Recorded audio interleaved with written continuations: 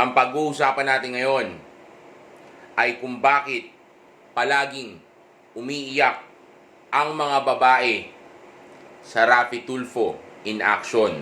Okay. Well, actually, hindi lang naman nila ito ginagawa sa Raffy Tulfo in action. Kahit saan, ginagawa nila ang bagay na ito. At ang rason kung bakit ginagawa nila madalas ang bagay na ito ay para magpaawa, para kumuha ng simpatya, para magmanipula. Dahil naiintindihan nila na kapag ka umiyak sila, kakaawaan sila kaagad ng mga white knights, na mga tagapagtanggol na lalaki. Dahil nga, sa society, ang tingin sa mga babae ay sila yung mga weak, sila yung palaging api. Kaya palaging, ang ginagawa ng mga babae ay pinagmumukha nila ang sarili nilang sila yung biktima. Actually, hindi nga lang nila pinagmumukhang biktima ang sarili nila. Pinapaniwalaan pa nila na sila palagi yung biktima. Kahit na alam naman lahat ng mga tao sa paligid na sila may kasalanan. Kaya nga madalas kapag ka nako-corner na sila, ang ginagamit nila ay ang pag-iyak-iyak na yan. Kaya ikaw, kapag ka may nakita ka na nagkakasagutan o nag-aaway na isang babae at lalaki, huwag kang makikialam. Huwag kang magpapadala sa pag-iyak-iyak ng babae dahil hindi mo alam kung sino ang tunay na may kasalanan at baka mapahama ka pa. Hindi mo business yan. Hayaan mo silang dalawa. Depende lang kung sinasaktan na ng lalaki, then maybe gumawa ka ng aksyon. Tumawag ka ng pulis o tumawag ka ng kung sino man ang pwedeng tumulong doon, pero hindi ikaw. Okay? Hindi kasi Superman.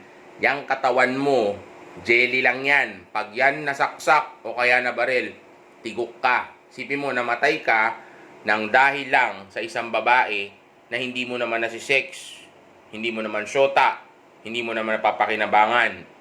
Dahil lang nadala ka sa pag-iyak niya. Sandata yan ng mga babae. Sipin nyo, palagi nilang sinasabi na sila daw ay mga mature, na sila daw ay kasing lakas ng lalaki, na sila daw ay katumbas o mas mataas pa sa mga lalaki, pero mga iyakin. Dahil gaya ng sabi ko sa inyo palagi, ang mga babae ay parang mga bata na nasa katawan ng isang mature na tao. Okay? Mature na babae, parang mga batang may boobs. Okay? Ganyan yung mga yan.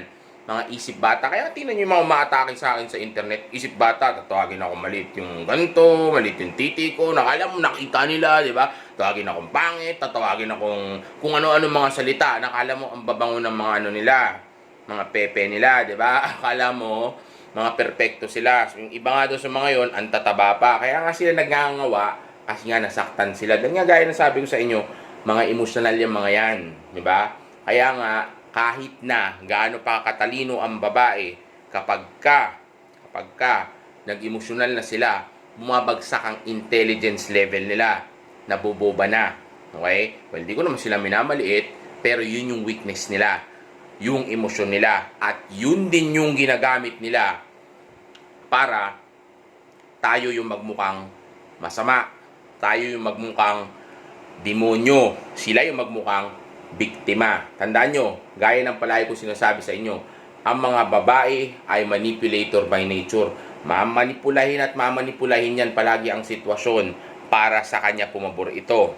Kaya kapag ka nanonood ka ng Raffy Tulfo at nakikita mo na parang nako-corner na siya o panahon na para magpaawa siya o parang kinakampihan na siya ni Mr. Tulfo, maghintay ka.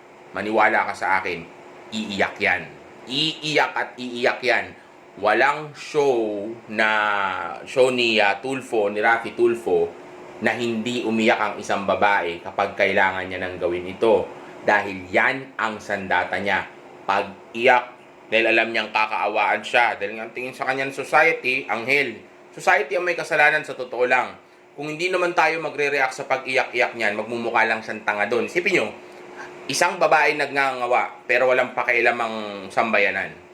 Tingin mo ba ulit-ulitin nila yon? Pinala ulit-ulitin yun. Kasi nga alam nila na walang mangyayari. Magmumukha lang siyang tanga. Pero dahil alam niya na may mga simps, beta male, at lalong-lalo na ang mga white knights, ginagawa niya palagi ito. Kasi alam niya effective. Alam niya na pag ginawa niya yan, may magre-react at magre-react. May magtatanggol at magtatanggol. May tanga-tanga at may tanga-tanga talagang kikilos at kikilos. Na yung tanga-tanga na yon, ang rason kung bakit gusto lang naman yan tumulong, dahil akala niya masisibak niya ito. Kadalasan nga, itong mga white knights na sa kalye, tumutulong lang dun sa magaganda. Pero dun sa mga pangit, hindi nila tinutulungan yan. Dahil nga, ang gusto ng mga white knights, o tunay na pakay talaga nila, kung bakit sila tumutulong, dahil akala nila makakaskor sila. Akala nila magugustuhan sila. Yun lang naman talaga ang gusto nila mangyari. Kaya nga, di ba, yung mga vlogger, di ba, yung mga celebrity na naluloko ng mga BF nila, ng mga husband nila, di ba? Yung mga yun, di ba? Nakita mo yung mga galit na galit. Anong babae? Lahat kami nadadamay, di ba? Mga beta male, mga white knights na, gago talaga itong si akala ko pa daw matino ka, hindi ka pala matino, di ba? Tagapagtanggol, di ba? Dahil ginagamitan na sila ng manipulasyon, pag-iyak, pagpapaawa effect. Diba? Ginagamit yung mga emosyon nito mga malalambot na beta male. Kasi mga beta male malalambot yan.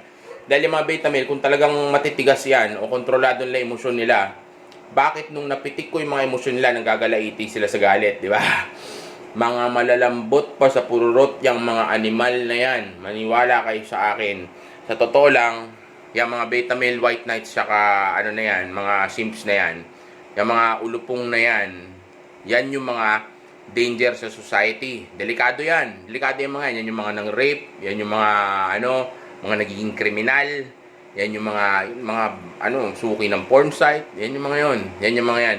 Dahil nga yung mga yan, hindi nila kontrolado yung emosyon nila. Kaya nga, yan yung madalas na gamitin ng mga babae dahil naiintindihan ng mga babae na yon. Kapag umiyak sila, parang kay Raffy Tulfo. Si Raffy Tulfo, madala yan. Kay Raffy naman, kaya naman siya nadadala kasi nga, wala siya magawa. Show niya yun. Majority ng mga nanonood sa kanya, mga babae. Siyempre, kailangan niya magmukhang superhero. Kaya para pagka umiyak na yun, yung babae na yun, o pagka nagmumukha ng kawawa yung babae, siyempre, i-activate niya yung white knight mode niya. Kaya ginagawa ni Raffy yun. Tsaka tinan nyo, yung mga tao niya doon, lahat puro babae. Diba? Dahil naiintindihan niya na majority ng nanonood sa kanya, puro mga babae. Dahil nga sa populasyon, mas marami ang babae. Okay, at syempre, society, pinapalagaan talaga ang babae. Kasi nga, dahil nga ito yung ginagamit na pangmanipula sa ating mga lalaki. At syempre, alam mo naman, pinapalagaan nila dahil nga daw, yun yung nag-aanak. Nakala mo, kaya mag-anak ng babae mag-isa. Okay?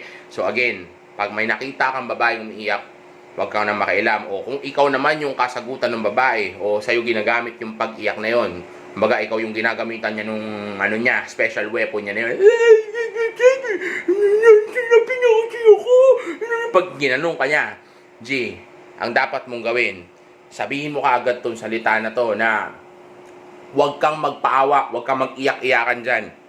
Hindi sila naniniwala sa'yo. Sabihin mo kaagad ganon. Kaya ipaalam mo kung ano yung tunay na nangyari para magising kaagad yung mga naniniwala sa kanya. Dahil maniwala ka sa akin, napaka makapangyarihan yan. Kaya nga, inaabuso ng mga babae na to. Okay? So, laging tandaan, magpayaman, unahin sarili, at feedback na maraming puso sa iyo. Peace. Boom!